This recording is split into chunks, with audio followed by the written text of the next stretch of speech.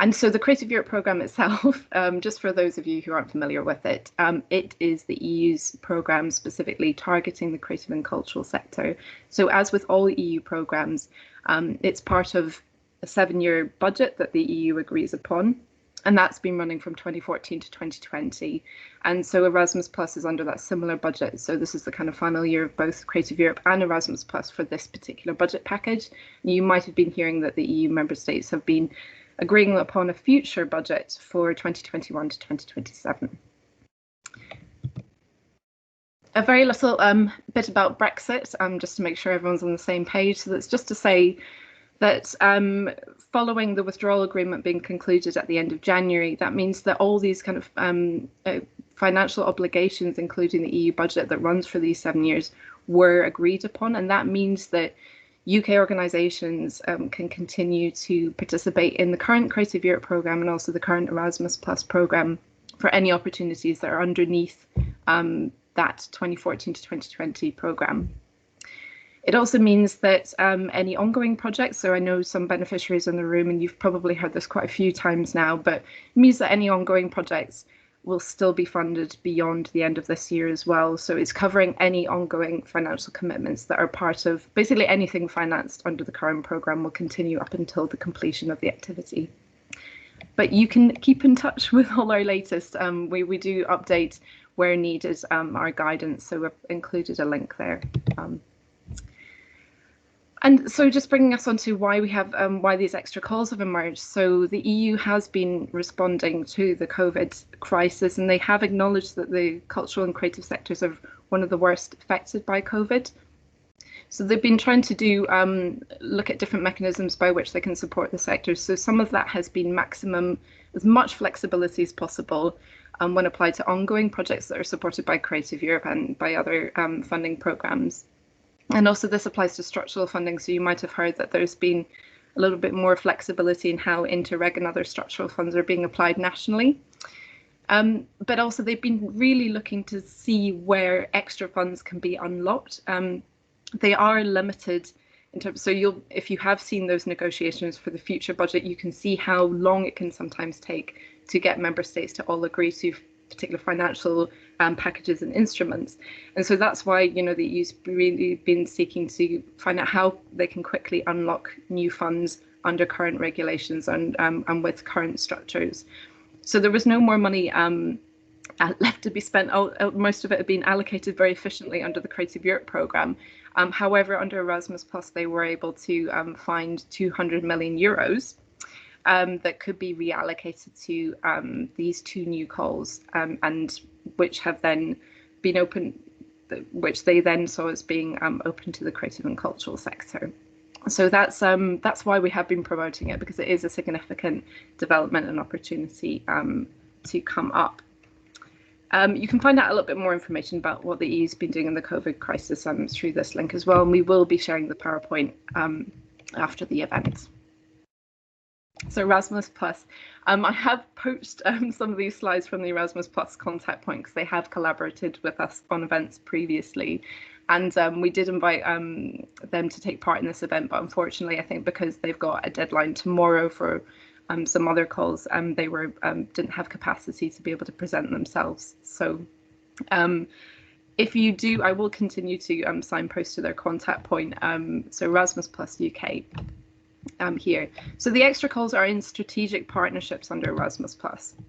And Erasmus Plus itself as a funding programme is a lifelong learning programme. So I think sometimes people make the mistake of assuming that it's for schools and universities. And I think that's because historically Erasmus as a programme was for formal education, and then there were the other lifelong learning programmes.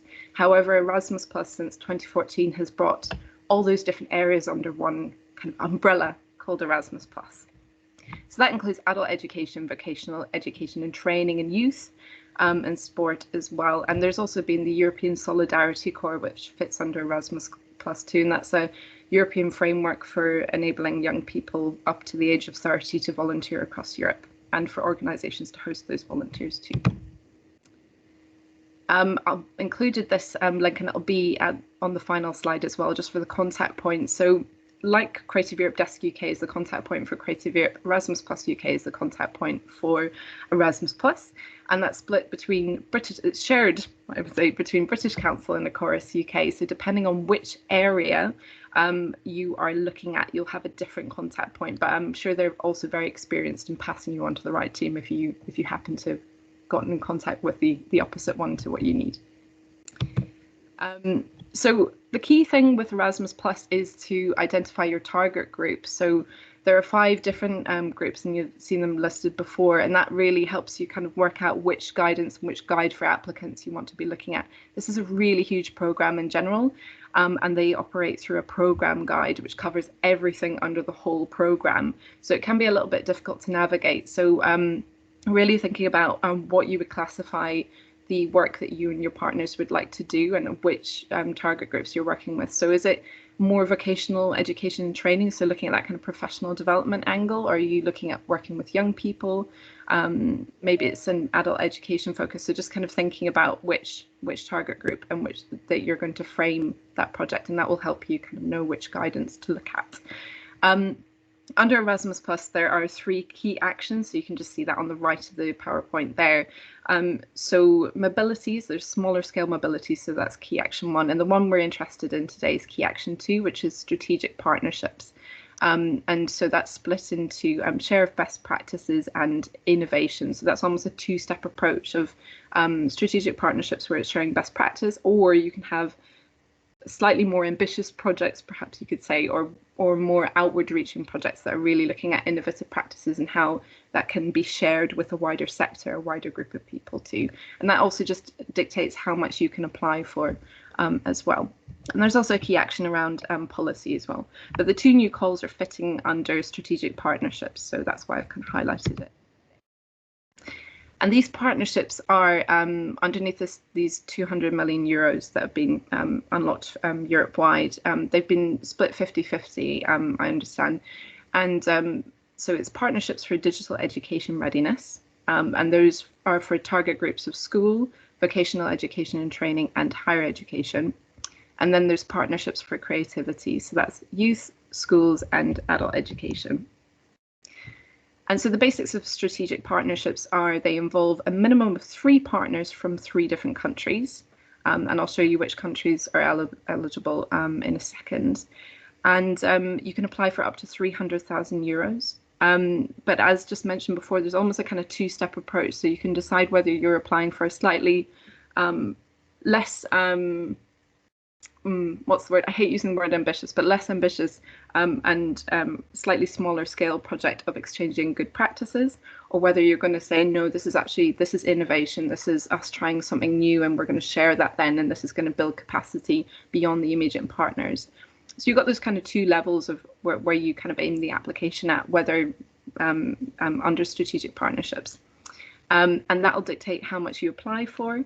And when applications are assessed as well, they do take into account proportionality, which is a new phrase I've encountered. So that's really thinking about comparing the application to how much is being applied for. So not comparing, unlike for unlike. So a 300,000 euro project against someone who's asking for 6,000 euros.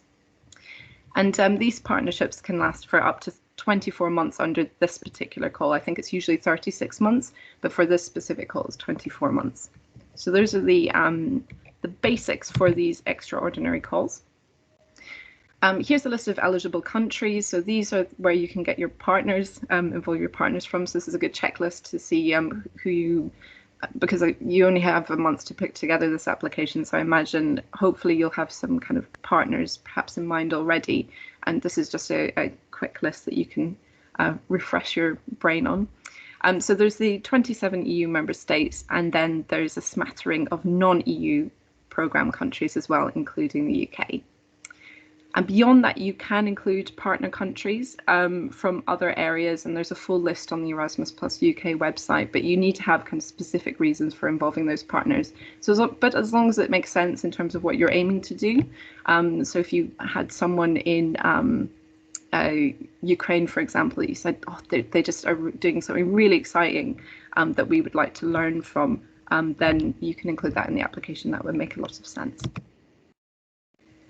So the two different calls, I just keep an eye out on the website as well for the code KA226 and KA227. So that's just a good way of seeing these specific calls, because you will still see a lot of information around the previous calls on the website on Erasmus Plus UK. So that just help you steer when you're looking at different sections in the program guide, but also when you're looking at the guide for applicants, making sure you're looking at the right one. So do have a look at that. KA226 for digital education readiness. So again, that can be focusing on exchange of good practices or innovation. And that's looking at promoting networking of institutions across the UK. So sharing resources and expertise. It's taking into account the sudden shift to online and looking at networks of education or training providers. And remember, perhaps you see yourself as a training provider, professional development provider. So there can be ways within this digital call that you might see something that fits quite well with what you'd like to do. But it's acknowledging that there's a sudden shift to online, and looking at how we can avoid duplication of everyone trying to work out how to do that themselves individually versus the strength of those networks and what that can bring. So also collaboration with digital technology providers in order to get the right technologies lined up in order to deliver that. And building the capacity, so it's not just around the technologies, but also acknowledging that the people using those technologies need to be upskilled and need to learn those and experiment with those. And then so the other partnership the other call is partnerships for creativity, and that seems to be a much easier slot to kind of imagine yourself in. So KA227, and again, best practices or looking at innovation within this. So looking at skills development that reinforces creativity, and they do have a specific mention of boosting the quality, innovation and recognition of youth work. And supporting the creative potential of youth, but that's not limited. It's not limited to only youth. So it does talk about reinforcing creativity in general and contributing to the recovery resilience of the creative and cultural sector. Looking at the cross-sectoral cooperation and but making sure that creativity is very firmly within that, and also European citizenship and cultural awareness of all citizens. So I think it's really acknowledging that culture has really made the crisis perhaps more manageable, and I think people have had the opportunity to appreciate culture more. And so how that can be brought into kind of citizens' lives, or be made aware in citizens' lives. They also mentioned social inclusion through the arts. So there is an excellent kind of mention of innovative, participatory and intercultural dialogue approaches. So it's great to see that mentioned in there. So you might want to have a little look around the language around there and see whether that fits with your project idea. And particularly linking education, training and youth stakeholders with cultural and creative sector organisations. And all of this activity is really looking to the future and the EU seeing itself as needing to transition to a greener, more digital and resilient recovery. So the more you can kind of talk about that also and how your project ties in with those long-term aims, the better, because you do have a section that talks about wider EU initiatives. So who can apply? Just keeping an eye on time. So who can apply? There's a long list of different types of organisations that can apply. So I would have a look at the programme guide and the guide for applicants. But I have highlighted cultural organisations, libraries, museums are specifically mentioned there, but you will also see the SMEs as well, public-private SMEs. So I'm sure you'll be able to find yourself within there, but that's just an list that you can have a little look at when we send the PowerPoint around. They also list potential activities. So there's potential activities that all strategic partnerships can tackle. So looking at strengthening cooperation and networking between organisations, testing, implementing innovative practices, etc. And then also there's specific potential activities and examples that have been given under both these calls. So activities, and they link very much into the aims that I was talking about earlier, deploying digital tools and methods, activities that will support learners, teachers and trainers. So, all of those activities should understandably, when you're submitting an application, link through to what you're trying to achieve. It's that classic logical framework of what you're trying to do, does that link in with what you say the project is going to achieve? Similarly, and again, I'm not going to read through all of these, but there are a lot of example activities that are given for partnerships for creativity. So hopefully that will help you get a sense of the different things that are possible. So again, obviously this is sounding very broad and wide-ranging, and I think maybe you'll get some clues as to what you might want to do as a project within the detail of the activity. But Erasmus Plus is a very big program, so there is a lot of different things possible, and depending on your art form, your practice, your business model, the partners that you usually work with, and whether you work in professional development, what it might be, your project and your potential idea and partnership will look differently to others. And just very briefly on the budget as well, so you can find more information about this on page 123 to 130 of the programme guide. Basically, instead of having this kind of cohesive overarching budget in the way that you would for Creative Europe cooperation projects, if you're familiar with those, it's very much different budget categories are limited by how much you can claim for. So they usually have a unit cost, or they're capped per month. So there's different things depending on the category of the cost there. It is expected that you are bringing in match funding, but the way that they've done it is they've limited how much you can apply for under different headings. And so the implied then other aspect of it is, well, you'll have to have the other money coming in from elsewhere. So you can claim for project management and implementation, transnational project meetings.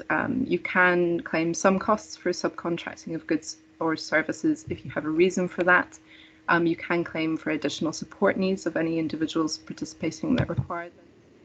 If you are going for a more innovative, larger scale strategic partnership, then that is looking to create and understanding development materials that will be then used by the wider sector, then you can also claim for intellectual outputs and the creation of those. And similarly for multiplier events and running those. So that would be where, you've come up with ideas, you've come up with assets to share, and then you can claim resource for sharing those with other people that are not directly involved in your project. Travel as well. So there's rates for different distances there. Also individual subsistence, and there's rates depending on which country that's for. Linguistic support is possible too for projects up to 12 months. So if that was something, if you wanted to include language learning, that is possible. Just thinking about justifying that and then the reason for doing that. And then finally, another chapter under exceptional costs is alternative greener travel. So if you put a justification and an explanation that that's what that money is for, you can claim, I think it's 85% of travel costs, of more expensive travel costs if that was taking the train instead of the plane, for example. And very briefly, I'll leave you with these two links here. So we do have a couple of projects in Scotland that I wanted to signpost to. So one was Creative Commons, run by Youth Theatre Arts Scotland, so you can have a little read of that through the link there. And additionally, Starcatchers have also been involved in a strategic partnership called Artists, Arts and Early Childhood. So I think that can give you two different senses of, one was focused around youth and one was focused around more vocational training. So those links are probably useful to click on as well. But anyway, I don't want to be talking any further because we have someone who's actually been running partnerships and projects, and that's always much more useful for really, bringing that to life and getting a sense of, oh, okay, that's how it looks in practice. So I'm going to hand over to Ulla. So I will end this PowerPoint. Do bear with for a couple of minutes, couple of seconds, hopefully. And hand over to you. Brilliant. Thank you so much, Kate. And thanks to Rosie as well for inviting me to be here today. I hope everybody can hear me okay and see my screen as well. All great. Perfect. Okay, great. So yeah, my name is Ulla Hokkanen. I'm the Executive Creative Director of Galway Community Circus from the west coast of Ireland. And last week I met with the Irish art sector in a similar webinar where I gave a presentation about our experience in these Erasmus Plus Strategic Partnerships, and I think Rosie was there, and then asked me to join your meeting as well and kind of share our experiences in the hope that some of the examples that I can give and maybe some tips could help you over there. So I really hope that that's the case. Just to kind of give you a little bit of idea of who we are. So Galway Community Circus is a circus school, a youth and social circus organization. We are Ireland's flagship in this area.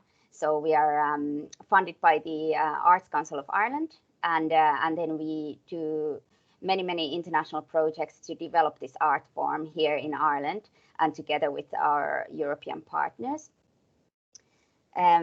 Since I guess for the last 8 years, we've been really kind of delving into the Erasmus Plus world, and that has given us loads of opportunities to develop our practice here and learn from others, and since gaining more experience ourselves, we've been able to kind of share that learning to others internationally as well. So just to give you an idea, in Ireland, youth and social circus, what we do is quite a small sector. There are not very many organizations who work in this area. I know in the UK it's a larger sector, and in mainland Europe, Scandinavia, and some other parts of the world, youth and social circus is actually quite a large sector with decades of experience. So for us, looking beyond our town and our country has been really natural. I mean, we're quite ambitious at always improving the quality of our programs and wanting to get better and increase our impact.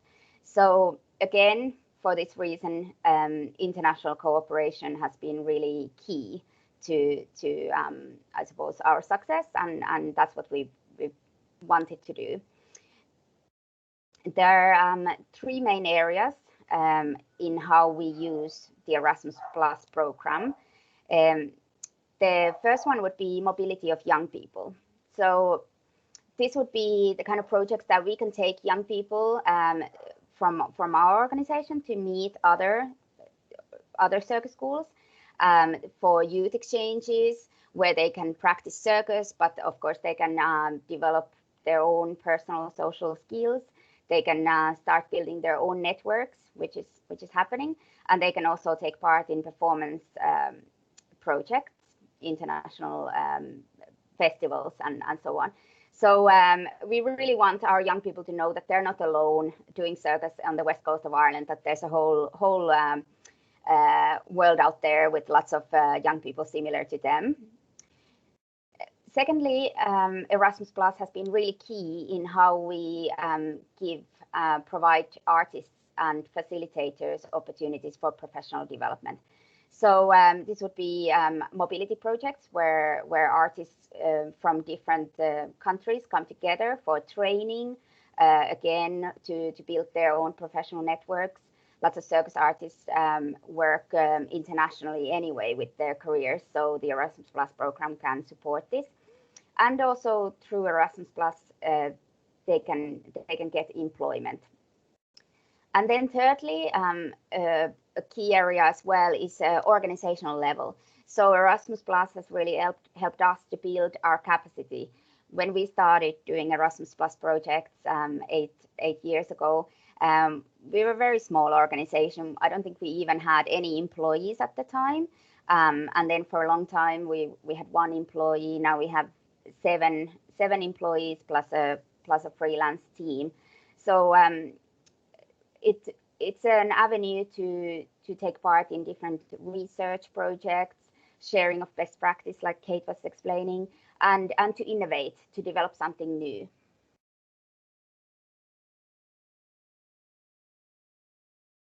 So today we're particularly focusing on the strategic partnership projects within Erasmus Plus.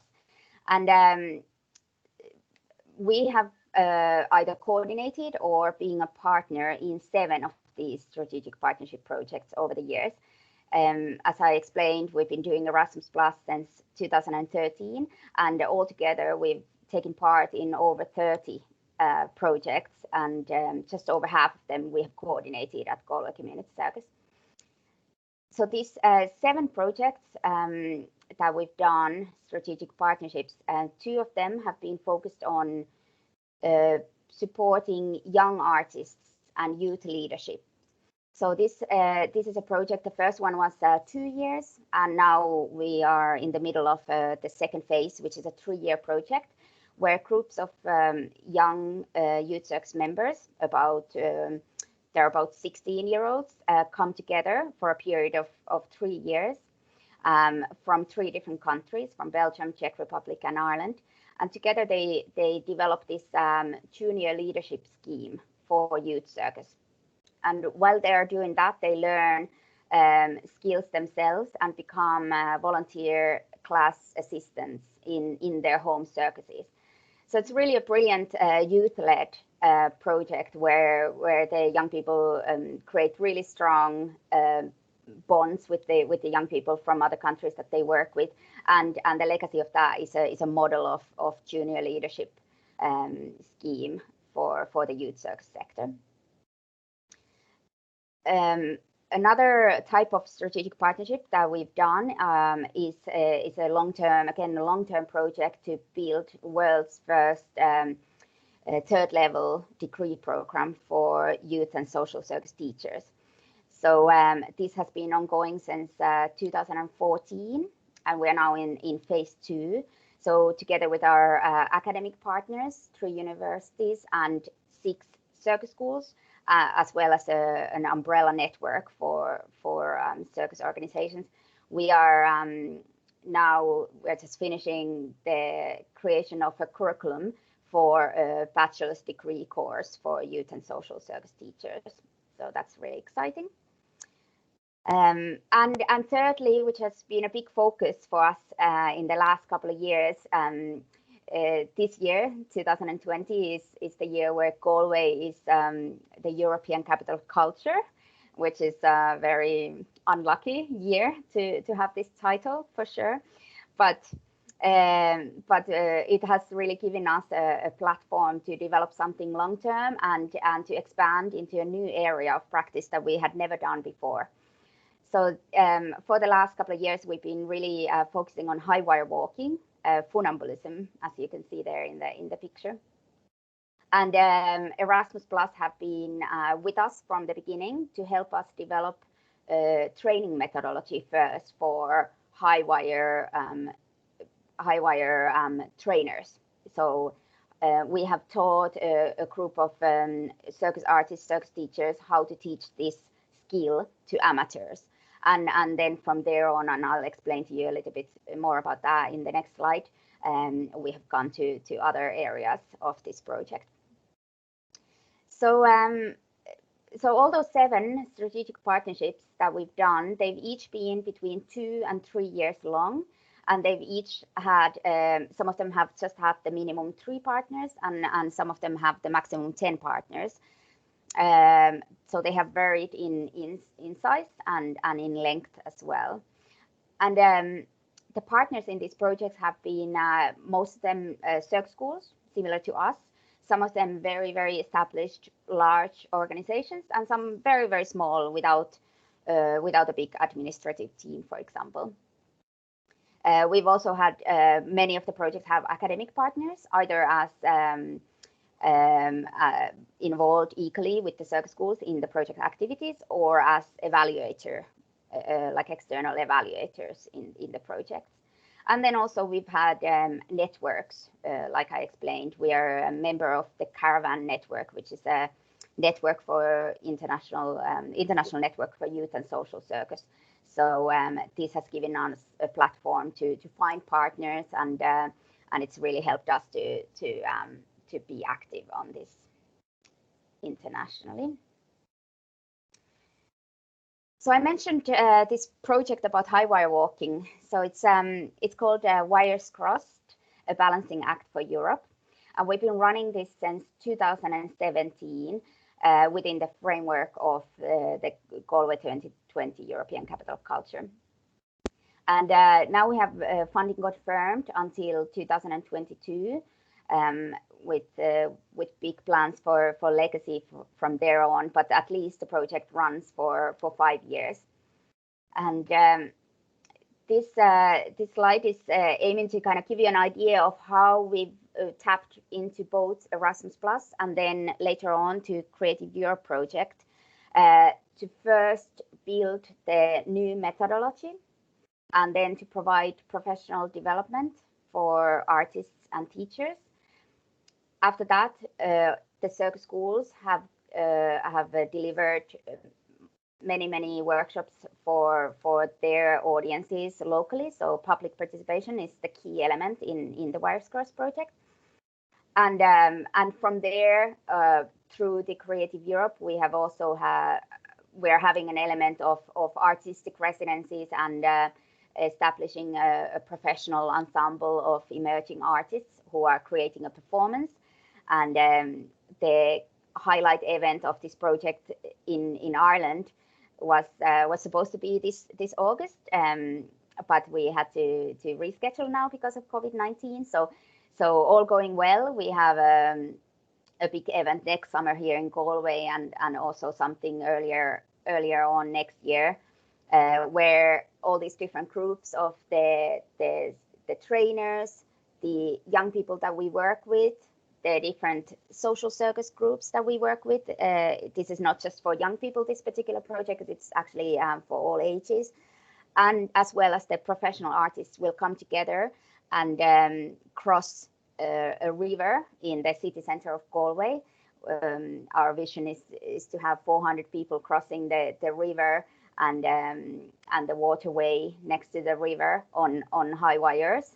And it's all about promoting the importance of mental health and well-being and safe risk-taking, and really empowering people through high wire walking and build their confidence. So since 2017, we've run different strategic partnership projects. In the first one, which was from 2017 to 18, we had a group of 12 circus artists who most of them had never done high wire walking before, but they were already quite experienced circus teachers. And they had the first training program in how to teach this art form to amateurs. And then this same group of 12 continued to a second strategic partnership project from 2018 to 19, which is called the Level 2 project. So this was going a little bit higher on the high wire and a little bit deeper in the pedagogy as well.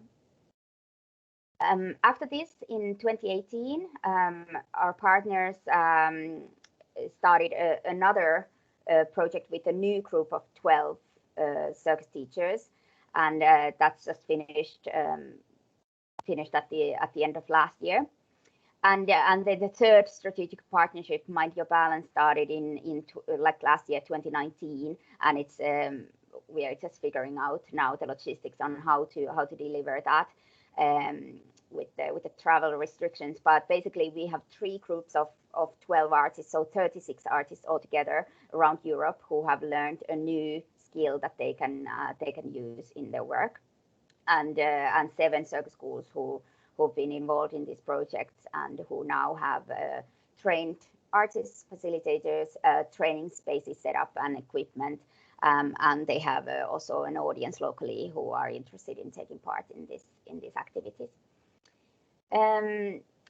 Next summer, then, with our highlight event, we are hosting a big Erasmus Plus youth exchange where 60 young people from all these different circus schools will come together and create a big international youth performance that will be part of the crossing of the river, as well as the Creative Europe new professional performance that will be premiered next year. So as I said, Erasmus Plus program has been really huge in in helping us to build our capacity. But I was thinking of, you know, why do I think it would be a good program for other arts organizations to consider? Certainly because it's a really, as Kate was explaining there, it's a really big program for the European Union. So it's a large portfolio and there's significant funding there. It's a really brilliant opportunity for cross-sectoral cooperation. So whether you work with formal or non-formal education, crossing over to youth, sports, community sectors, and so on. And for the kind of work that we do, it's a really brilliant program to really link arts with social objectives. And as I said, I think it's a good program to complement the Creative Europe cooperation projects as well, to build a new methodology or new models of working, or to develop the skills of your team. There's funding available for training, for job shadowing, study visits, and so on. And also, as explained, for hosting and sending long-term or short-term volunteers. Like we've been hosting European volunteers for the last 9 years. And every year we have 4 young circus teachers, circus artists who come to Galway Community Circus for 11 months. And they're a really massive part of our team. So that's really important for us. And also, especially these strategic partnerships, it really gives the opportunity for long-term capacity building, for research, for innovating something new, and for exchanging good practice. And finally, as well, if you have an event where you need maybe volunteers or it can give the budget to bring people together for exchanges and what they call these kind of solidarity projects as well.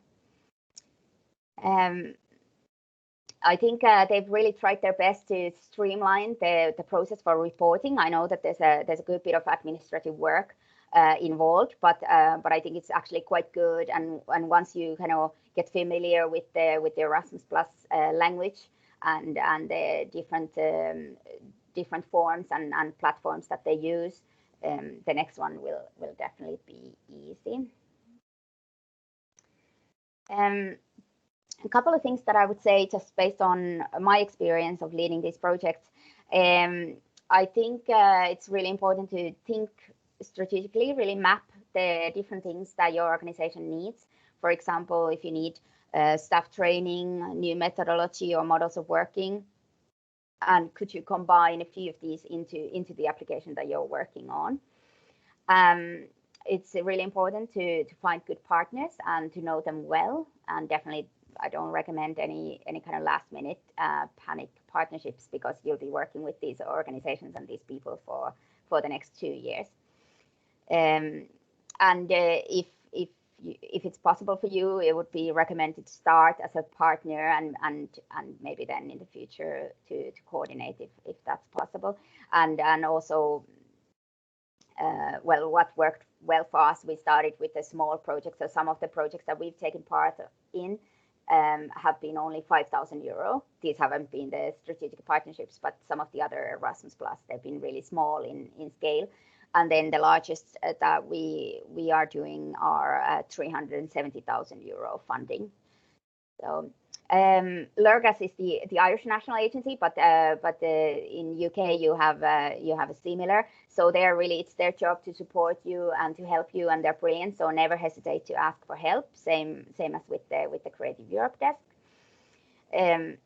I remember when before we started, people were saying like, no, don't go near the Erasmus Plus. It's too much paperwork, and that you'll just drown in the reporting. And yes, I would say don't underestimate the administrative work, but don't let that stop you either. I think it's quite logical, the application process, the reporting process, and I think it's absolutely doable if the objectives of the project really make sense for your organization. If the impact of the project on the participants or the organization is strong enough, I think the admin work is absolutely doable. I would say if you're taking part in a 2-year project or even 1-year project, try to do the reporting as you go, because you might not remember everything that happened 2 years ago. So and also with Erasmus Plus, because the budget is depending on who actually takes part in the activities. So if anybody has to cancel, the budget changes. So update your budget as you go and do as much of the reporting as you go.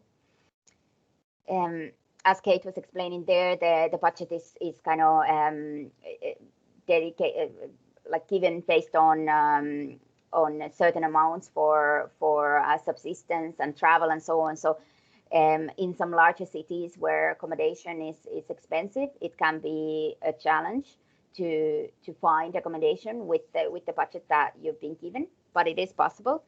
And I think for that, just to talk locally, even with other organizations who do Erasmus Plus, I think that's what we've been doing in Galway, and that's been really helpful. And even we've been renting houses with other like youth work organizations who do Erasmus Plus. So that's been really good. But yeah, finally, I would just encourage everybody to go for it. I know with COVID-19, of course, international travel is a big question mark, and with Brexit, unfortunately, it's also, there's a lot of uncertainty of what will happen after this year.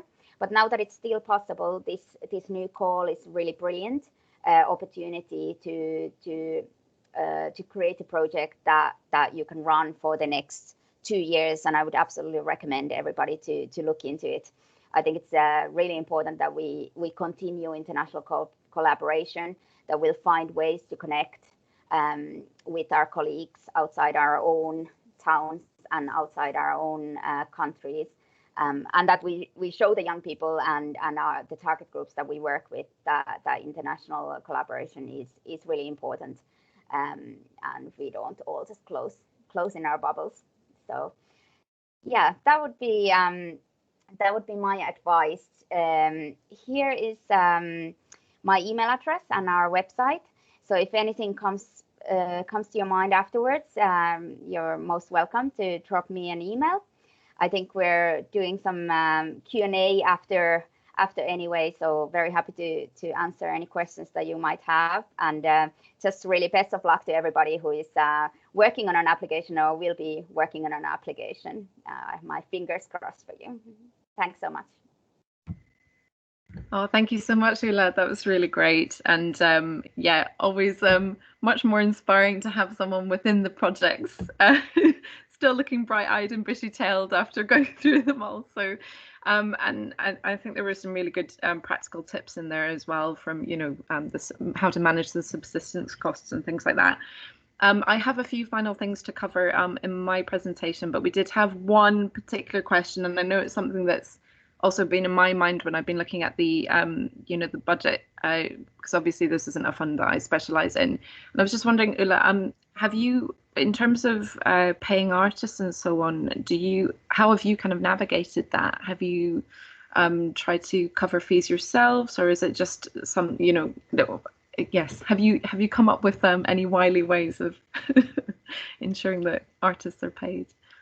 Yeah, well, it would be the exceptional costs line in the budget. So I suppose depending on the projects that we've done, the artists who are delivering the training, they would be paid from the exceptional costs. So this would be, I think the justification for this is that it needs to be a service that your organization cannot provide internally. So that would be an external kind of freelance contracted artist who would deliver that training.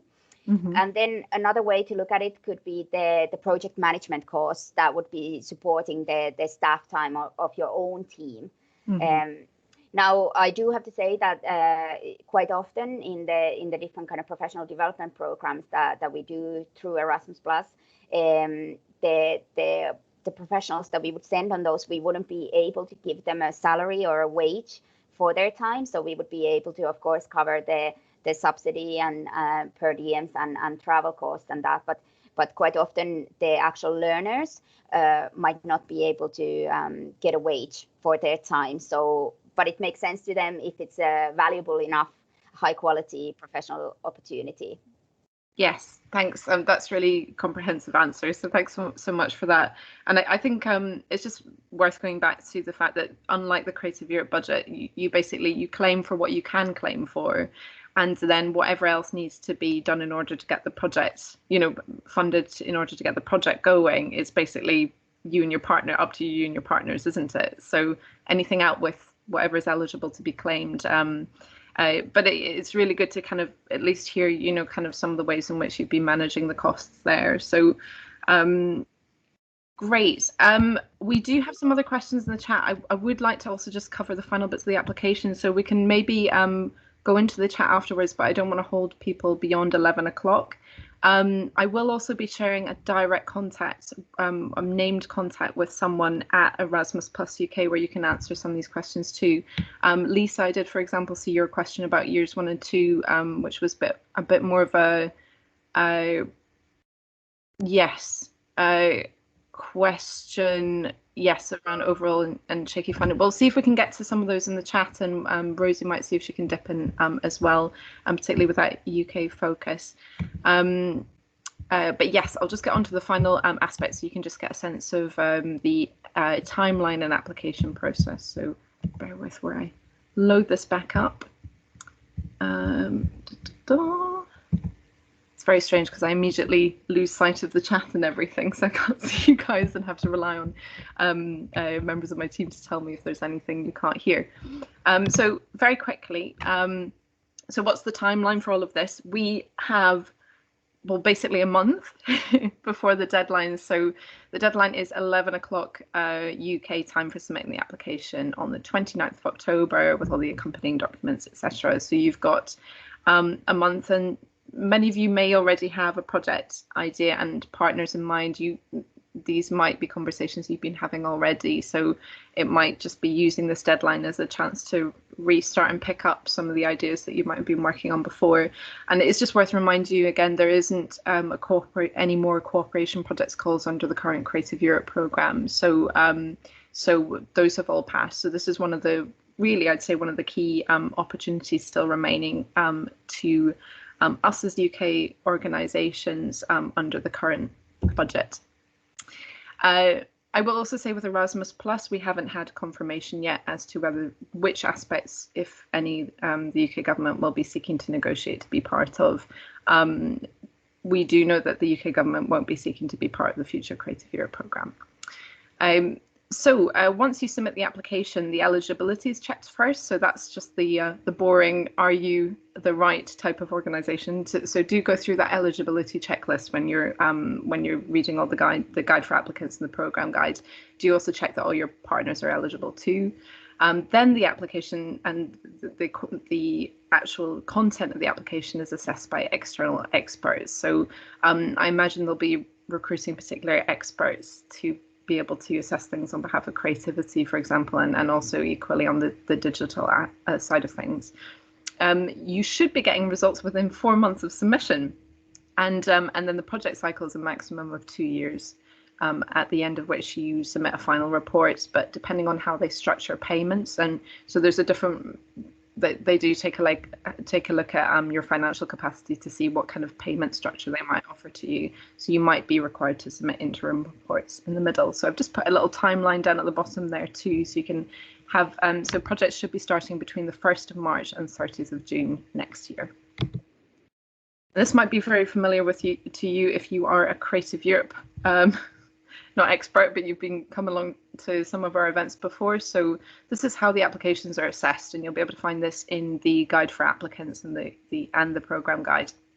They're split into 4 sections.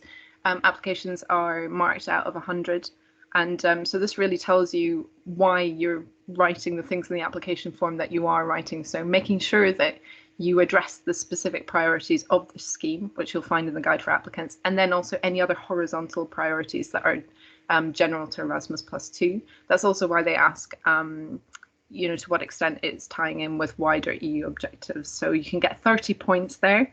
great. There's also the quality of the project design and implementation. So how is it going to be carried out? And again, it's going back to that link of what you say the project is trying to achieve versus what, you know, the activities that you have, and is it a realistic timescale, all those kind of things. The quality of the project team and cooperation arrangements. So again, looking at what you're trying to achieve, and then the people you have lined up, and do you have all the expertise involved that you need to? Are the roles and responsibilities of all the project partners clear? All of those kind of things. And then finally, impact and dissemination. Do you have you put an effective plan in for evaluation of the project? What could the potential impact of the project be beyond both within the partnership, beyond the project partnerships, and how will learnings be disseminated? So you can get 30 points there. So definitely not one to think of at the last minute. It's a considerable aspect of your application. And I've included this, we'll just circulate that, but I've just included a little bit more of an explanation. You do get this in the guide for applicants. Well, the program guide there, actually, page 115. So that explains a little bit more what exactly they're looking for underneath those scoring priorities. So just put them in there so you have as reference when we do circulate the PowerPoint. So finally, just wanted to give you a list of kind of what to do next, and also in the guide for applicants from Erasmus Plus UK, they give you a handy checklist first of next steps in their own guide, and then right at the end of their guide for applicants, they give you a checklist of what to make sure you've done in order to know that you've properly submitted everything that you need to with the application. So that'll take you through, you know, have you created an EU login? Do you have an OID number, which is slightly different? It's no longer a PIC number, so this is in the new participant portal. Have you uploaded all the necessary documents that you need? So again, I've just given you a bit of a pathway of things you might want to look into next. So that's visiting the core documents on the Erasmus Plus UK website, reading some case studies for inspiration, just get a bit of a flavour of what things might look like, choose your target group, check that all your organisations are eligible to apply, get started on logging into that participant portal and get your partners doing that too. So getting an OID number. I believe if you've had a PIC number before from Creative Europe applications, that might have been converted into an OID number, but always worth making sure that you are the person that can access that and you've got the login and the password, all those kind of slightly more faffy things.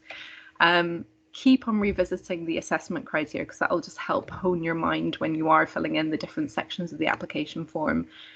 Make sure you have a bank account that can accept euro payments, and do get familiarize yourself with the supporting documents, because quite often they don't need quite so much input, but they are fiddly, you know, so they don't need quite so much thinking in terms of structuring your project, but they're still worth getting familiar with early on.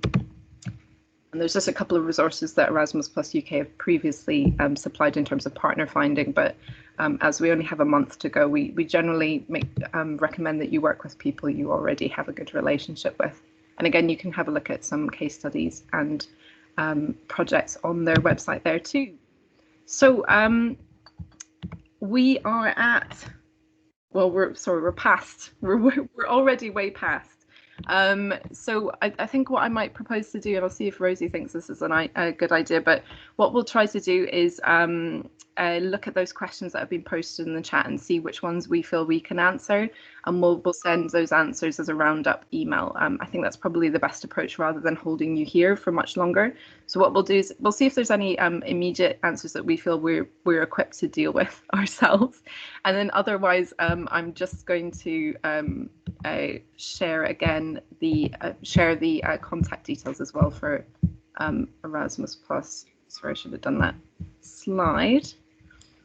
So we do have Corinna at Ecorys has offered to, so you'll just see right down at the bottom on the right hand side, Corinna Hickman has offered to answer all our specific inquiries from the people that attended this event. So it's nice to be able to offer that, because normally there's a generic email inbox, and I think that'll just show the particular interest that we've had from our sector, as a result of doing this outreach. So we'll make sure that that's also shared in the email follow-up that you have too. But do also stay in touch with us as well. We'd really like to know to what extent people are actually pursuing applications, although we aren't able to give more detailed feedback. It's just really helpful for us to have an overview of who's developing European partnerships, whether it's through the usual Creative Europe avenue or through this extra call. So, but yes, I'll hand back over to Rosie just for any final kind of, yes, housekeeping and... Yeah, sure. Just to say, as Kate said, we'll go through this chat here and we'll have a see if there's any questions that we can email you directly with answers to. All the contact points that are in the PowerPoint, which we'll be sending around today, so you'll be able to access all the telephone numbers, email addresses as necessary then. Yeah, and hope it's been useful. If anything else particular comes up specific to your projects, I think it probably is best going to the Erasmus contact point, but we're also here as well if there's anything you think we can be helpful with. And yeah, a big massive thanks to Ulla as well. It was really brilliant hearing about Galway Community Circus. And yeah, exciting to see what kind of projects you're working on. So yeah, good luck to everyone, and thanks a lot for joining us today.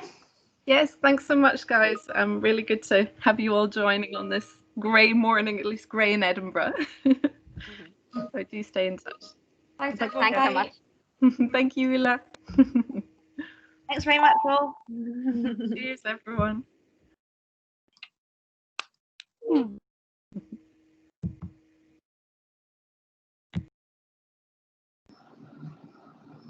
Thank you. Kate, I am new to Teams and I don't know how to access the chat. Is there any way that, will that be included in what you send us? Yes, we will try and work out a way of, thanks for that. Who is that? Sorry, I'm not actually... It's Madeline McGurk from Attack, yeah. Yes, we'll work out a way. It's either a kind of copy paste. So yeah, we'll make sure that that's the chat's available, because I know not everyone can access that. Okay, thank you.